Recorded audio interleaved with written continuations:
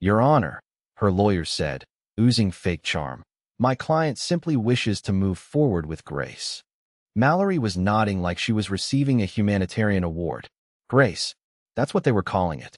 I almost laughed out loud. Except my throat had locked up somewhere between her wink at the bailiff and the way she crossed her legs like she owned the bench. She was glowing, smirking, looking around the courtroom like it was a fashion show. And I looked like the guy who fixed the plumbing in the building. Same jeans for 3 days. Eyes like soup. I hadn't slept. I hadn't eaten. And I sure as hell hadn't smiled since she served me the divorce notice on a post-it note. I'm not kidding. A post-it. It said, "We're not growing. You'll be fine. I'm filing on Monday." A doodle of a sad sunflower at the bottom. But I stayed silent. Through the hearings. Through her Instagram quotes about reclaiming light. Through her new boyfriend's Tesla parked outside my old apartment. I swallowed every ounce of rage like bitter aspirin. Until today. See, the thing about being underestimated for years is, you start to collect things. Like documents. Like receipts. Like crypto wallets she didn't know existed. Like a trust in my name with a 7-figure comma she never once asked about, because she never thought I was worth asking. And as the judge flipped through the updated financial disclosures, the courtroom got real quiet. Real fast. "Mr. Kern," the judge said, blinking. "Can you confirm this net worth?" Mallory turned to me, her smile still lingering, until it wasn't. I didn't look at her. I didn't say a word. I just nodded. Once. Her hand slipped off her lawyer's arm. Her jaw twitched. The judge cleared his throat. "And your client is still requesting full spousal support?" Her lawyer tried to recover. "Based on our understanding of his income." That understanding, the judge interrupted, was off by about $4 million. Mallory was no longer smiling. No one was. And I hadn't even opened my mouth yet. Mallory didn't say a word. Not right away. But I could feel her eyes drilling into the side of my face like she was trying to melt my skin off. She had that look she always got when something didn't go according to her script, like she'd just spilled wine on a white couch. And I just sat there. I didn't even blink. The thing is, when you've been treated like furniture in your own marriage, decorative, useful when needed, but mostly just there, you get good at watching. You notice the cracks in people before they do. And Mallory? She had cracks the size of highways. She just didn't know I'd been mapping them the whole time. Her lawyer leaned over to whisper something, probably about recalculations or revised motions or whatever legal jargon they used to pretend they didn't just walk into a buzzsaw. But I wasn't listening to them. I was remembering a night 6 months ago, just after our second major fight about her purpose. She'd stormed out at 11 p.m. No explanation. No phone calls. She came back at 3:12 a.m., hair tangled, shirt inside out, eyes glassy, smelling like too many different people's perfume. I didn't ask questions. I didn't yell. I just started planning. See, what Mallory never understood was that I don't explode. I erode. Quietly. Strategically. And when I go, I take everything with me. She thought she was the one holding the detonator, when really, the whole time, she was sitting on a time charge I'd buried beneath years of sure, honey, and whatever makes you happy. Back in court, the judge was flipping through pages with increasing disbelief. My accountant had prepared everything perfectly. Every investment. Every property. The silent shares I held in 3 mid-sized tech companies. The patent I licensed last year under an alias she'd never heard of. She hadn't just miscalculated my finances. She'd missed an entire life I built right under her freshly sculpted nose. Then the judge asked, "Mrs. Kern, are you still seeking a 60-40 split in your favor?" Mallory straightened up like she was going to fight it, like she could still salvage her fantasy. But her voice cracked when she spoke. I wasn't aware of any of this. Her lawyer jumped in. We were operating under the assumption that Mr. Kern's only source of income was his hospital position and freelance work. I finally turned to look at her. Not with anger. Not with spite. Just clarity. That's because that's all you ever cared to ask about. Her face went pale. For once, she had no comeback. No monologue about energy alignment. No lecture about emotional transparency. Nothing. And still, I wasn't done. I pulled out a folder from my bag. Worn, creased, quiet. I slid it across the table toward the clerk. The judge opened it. Eyed the contents. Is this a prenup? Mallory's head snapped toward me so fast I thought her neck might crack. What prenup? We never signed a prenup. And that's when I dropped the real bomb. No, I said, slowly, deliberately. We didn't. But you did. 3 years ago. In Napa. That contract you signed before we opened that joint wellness LLC. Page 6. Small font. Your lawyer missed it. Mine didn't. Her mouth opened. Nothing came out. Because what she thought was a partnership agreement was a buried clause, wrapped in corporate language, stating that any assets generated from the LLC's foundation would be considered separate property unless renegotiated in writing. She never read it. She just signed, because she trusted that I'd never be the kind of man who'd use it. She was right, until she wasn't. The courtroom might as well have been a morgue. Mallory didn't blink. She just sat there frozen, staring at the judge like the floor had opened beneath her and she hadn't decided whether to scream or jump. Her lawyer had gone pale, flipping through his notes like he might magically find a counterspell in the margins. But it was too late. She'd signed. It was legal. It was real. And I hadn't even mentioned the retreats yet. She always told me those getaways were about healing. Rediscovery. Sacred sisterhood, she called it. I let her go every few months. I even helped her pack once, carefully folding her yoga leggings while pretending not to notice the extra lingerie she slipped into the bottom of her duffel. I didn't question the missing receipts. I didn't ask about the blurry selfies with people I didn't recognize. I just watched, took screenshots, logged names, dates, hotel confirmations she accidentally left in the printer tray. You know what they say? If you act like someone isn't paying attention long enough, eventually, they'll start paying attention to everything. So I hired someone, quietly, discreetly, a former coworker from the hospital's IT team who owed me a favor. He didn't ask questions, just ran background reports, travel logs, social media connections, Airbnb bookings. A few nights later, I had a 47-page PDF file sitting in my inbox titled Mallory Kern Cross-Referential Activity Report. I didn't open it right away. I remember my hands were shaking, not from anger, from relief, because deep down, I already knew what I was about to find. I just didn't want to admit that the woman who once cried when I got her name tattooed on my wrist was also the same woman listed as a verified guest at a couples-only tantric intimacy retreat in Oregon with someone named Declan Rhodes. Declan. Freaking. Rhodes. You ever see a name and immediately feel your blood get cold? He was one of her coach friends I'd met once. Smiled too wide. Shook my hand too hard. Kept calling me champ. Apparently, Declan was more than just a friend. He was her energy mirror. According to a blog post she forgot to set to private. She wrote about him without ever using his name, calling him D and describing how he awakened her on a level she hadn't known existed. Said their connection was not physical, but soul deep, although our bodies aligned in ways I can't put into words. She wrote that while we were still married, while I was fixing the garbage disposal and renewing her dental insurance. I didn't cry when I read it. I didn't scream. I just saved it. Every paragraph, every Instagram post, every whispered recording she made on her podcast about breaking karmic chains. And now I was sitting in court, calmly watching her world collapse under the weight of her own words. The judge glanced back at me. Mr. Kern, is there anything else we should review before we proceed to asset discussions? I leaned forward slowly, pulling another folder from my bag. Black this time. Thicker. Yes, Your Honor. I'd like to submit one additional file. For context, Mallory flinched before I even opened it, because somewhere in her gut, she already knew what was coming. And what came next was the part she never saw coming. When I handed the black folder to the clerk, I didn't look at Mallory. I didn't need to. I could feel her panic from across the table, the way her nails tapped rhythmically against her thigh, a desperate little Morse code spelling out, "Please don't let it be what I think it is." The judge took his time opening it. He adjusted his glasses, cleared his throat. The courtroom was still. Even the air felt thicker. Inside the folder were printed transcripts, excerpts from 5 voicemails Mallory left me during one of her retreats. She didn't know I still had them. She probably assumed I'd deleted them like she told me to. But I didn't. I couldn't. Because the tone of her voice in those messages was off. Not her usual passive-aggressive lecturing.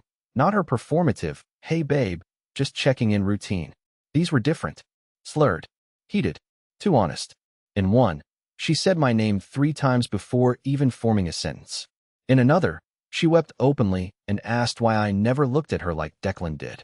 And in the longest one, left at 2:43 a.m., the second night of her so-called solo feminine healing trip, she said the words I'd never forget. He says I should have married someone more alive. That you're just noise. And maybe he's right. I don't feel bad for wanting more. I deserve more. You're just so small. That word, small, it hit me harder than any insult in my life. Not because it was cruel, but because it was exactly how she saw me. I wasn't a person to her. I was background static. A placeholder. Someone to hold the leash while she chased fireworks. But those voicemails weren't the real bomb. The bomb came at the end of the transcript packet, when the judge flipped to the final page, an item Mallory had never seen. An official email exchange between her and a luxury retreat coordinator, dated 2 weeks before she filed for divorce. Subject: transitioning from legal marriage to sole partnership, logistics for shared healing ceremony. Her message read, "We'll be filing soon. He has no idea. I'm playing it neutral until I secure the townhouse and the Honda. I need his cooperation for now. After that, I'm done pretending. It's time for me to become who I really am." And there it was, in black and white, proof that it was never about growing apart or finding herself. It was a plan, a cold, calculated exit strategy with real estate and asset control at the center.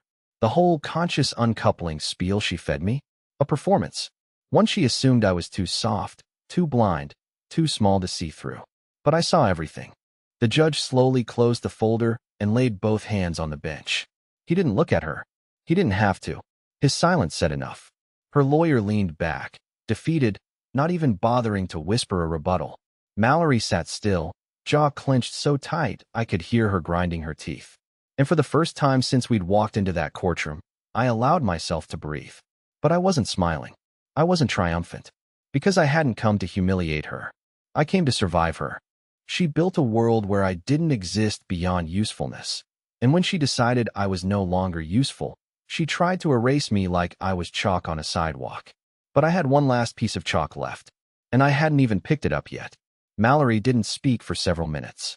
She just sat there, blinking rapidly, like her body was trying to reboot. Her jaw twitched, her fingers curled into her sleeves, and I could practically see her spiraling, spinning through a Rolodex of excuses, manipulations, justifications, half-lies, full lies, gaslighting classics. But nothing came out. The courtroom wasn't giving her space for performance anymore. The stage lights were off. The audience was gone. And I wasn't the same audience member I used to be. The judge looked at her, then at her attorney, then back at me. "Mr. Kern," he said slowly, "is there a reason you waited until now to provide this documentation?" "Yes," I replied. "Because this isn't about punishing her. It's about finally having my voice in a space where I wasn't allowed to speak for a long time." It got quiet again. Not courtroom quiet. Emotionally quiet. The kind of quiet that presses against your ribs and makes your spine hum. Because what I didn't say, what I wouldn't say out loud, was that I used to rehearse arguments in the shower. I'd whisper responses into the steam like they mattered. And then, when we'd actually fight, I'd go blank.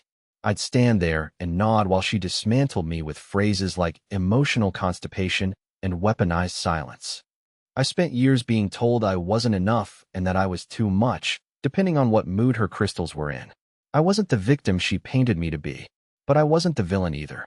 I was the ghost in my own marriage. But I wasn't invisible anymore. The judge nodded. He looked like he was about to say something when Mallory finally snapped. She stood up, too fast, and slapped both palms on the table. "This is character assassination," she hissed. "This isn't even relevant to the division of assets." Her voice cracked near the end. Not from anger. From fear. The judge raised a brow. "You believe your own written statements and coordinated concealment of financial intent are irrelevant in a case involving joint property and support claims?" I didn't conceal anything. I was protecting my peace. My emotional safety. He's just trying to paint me as unstable. He doesn't need to. The judge cut in flatly. Your emails are doing that work for him. That shut her up. Her lawyer tried to recover, flipping through papers like a magician stalling before revealing a card that wasn't in the deck. "Your Honor," he said, with forced composure, "if I may, I'd like to submit a character reference letter on behalf of my client, written prior to these recent developments." The judge sighed. "You can, But I'll remind you the credibility of such statements must now be evaluated in light of the new material presented. I already knew what the letter said. Mallory had used it in Mediation 2, written by her best friend Aria, a lifestyle blogger who once compared marriage to seasonal fashion. I'd read that letter a dozen times. It painted Mallory as an empathic, emotionally mature light worker navigating the patriarchy of marriage with grace and gentleness. But what no one expected was that Aria had also written something else. Something different. That was the chalk I hadn't used yet. Because 2 weeks after Mallory left me, I got an anonymous email from a burner Gmail account. No message, just an attached recording. Aria's voice, crying, rambling, drunk or close to it. She used you, Nolan. She told us. We all knew. We just didn't think you'd stay this long. I don't even know if she can love anyone. She doesn't cry about you. She cries because you didn't crash after she left. Because you didn't fall apart like she wanted. I never told anyone about that message. Not even Aria. But I kept it. Digitally watermarked. Verified. And now? It was about to become an official witness statement. I opened my briefcase and took out a flash drive. Your Honor, I said, quietly but firmly. I have one more submission. It's a voice recording from a mutual acquaintance of ours, given voluntarily. I believe it speaks directly to intent and to the emotional dynamics at play throughout this case. Mallory's eyes widened. She knew the voice. She knew what was coming. And for the first time since she filed for divorce, she looked afraid of me. Not because I was dangerous, but because I had finally stopped playing small. The judge accepted the flash drive and handed it to the court clerk. Mallory stood frozen, her eyes locked on that tiny piece of plastic like it was a live grenade. I didn't gloat. I didn't smile. I just sat there and let the silence stretch as the tech assistant plugged it in and confirmed the file was playable. The audio started. No one spoke as Aria's voice filled the room. At first, it was slurred, breathless, like she was pacing while talking. And then came the part one knew would hit the hardest. She laughed when she told us about it. Nolan said she already had one foot out the door, that you'd probably write some sad spreadsheet poem, but never actually leave. She said, he's so predictable, I could draw his emotional range in crayon. And we all just let her talk like that. I'm sorry. The judge raised his eyebrows. Mallory's lawyer turned sheet white. The rest of the recording played, Aria's voice cracking, confessing how Mallory rehearsed her breakup monologues like theater scenes, how she studied nervous system psychology just to manipulate my reactions, how she bragged about planting seeds in my head months in advance so that when she finally left, I'd think it was my idea. The room was still. No one moved. No one even breathed too loud. Mallory sank slowly into her chair like her bones were collapsing in on themselves. She reached for her water bottle with shaking hands, but barely touched it. I could see her trying to muster anger, trying to pivot, but she had nothing left to pivot to. Every play had already been used. The show was over. The judge finally leaned forward, tapping his pen on the desk with a slow, deliberate rhythm. Well, he said, I've seen deception in divorce proceedings before, but this borders on theatrical fraud. What's especially disturbing here is the degree of psychological manipulation documented. Mr. Kern, I want to commend your restraint and thoroughness. I nodded, but my chest felt hollow. This wasn't a win. It was just the final curtain on a play I never bought tickets to in the first place. Mallory's lawyer requested a recess, but the judge refused. He said the evidence was sufficiently conclusive and that prolonging the case further would only cause unnecessary emotional distress. For me, he meant. And yeah, it was the first time in years I felt like someone in authority actually saw what I had been dealing with behind closed doors. And then came the ruling. My assets were mine. Every cent. Every share. The LLC we once co-managed?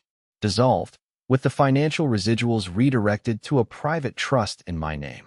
The townhouse she tried to keep? Repossessed, because she'd forged my signature on a refinance form 3 months prior. Oh yes, I hadn't even brought that up yet. The judge did. Apparently, her signature trickled into the court's financial verification process. Forgery. Under oath. On record. Mallory's face when that was read out loud was something I'll never forget. Her mouth opened, but the words never came. Like she wanted to scream, but couldn't find a sound that would still make her look like the victim. Her lawyer whispered something in her ear. Probably about plea options. I didn't care. I just stared at the floor, trying to remember what it felt like to live without a knot in my stomach. And that's when the judge said something I'll never forget. This divorce was not a dissolution of a partnership. It was the disarming of a deception. Mallory shot up from her seat then. Her voice wobbled as she shouted across the courtroom. This isn't who I am. You don't know me. But I did. And for the first time, I wasn't afraid to say it. Yes, I said quietly, locking eyes with her. I do. And she finally sat back down. Not because she was tired, but because she knew it was over. The courthouse was nearly empty when I walked out. The wind had picked up, sharp and cold. It cut across my neck like it had somewhere to be. I stood on the steps for a long time, not moving, not thinking, just letting the quiet wrap around me like a blanket I didn't know how to wear anymore. Mallory was still inside, probably being briefed about what perjury meant for someone without a job and without a lawyer who believed in miracles. She hadn't even looked at me on the way out of the courtroom, just sat there stiff as stone while the judge read off the final rulings like a funeral list. No alimony, no townhouse, no shares, no car, no half of the LLC she only ever used for Instagram captions and energy coaching invoices that never got paid. I didn't feel victorious. I felt tired. You don't come out of a war with pride. You come out with scars and a strange silence in your chest where rage used to live. It wasn't until later that night, when I got back to the apartment, that I found the last card she had played. Or tried to. There was a box on the kitchen table. I almost missed it, brown, taped at the edges, one of the ones you grab from the liquor store for free when you're moving out fast. No note, just my name in her handwriting across the top. Inside were things she'd taken over the years. Things I didn't know I missed until I saw them again. The ticket stub from our first concert, bent in the corner. I thought it had been thrown out during one of her decluttering phases. A Polaroid of me from the old apartment, eyes half closed, holding a mug with a crack down the handle. I never liked that photo.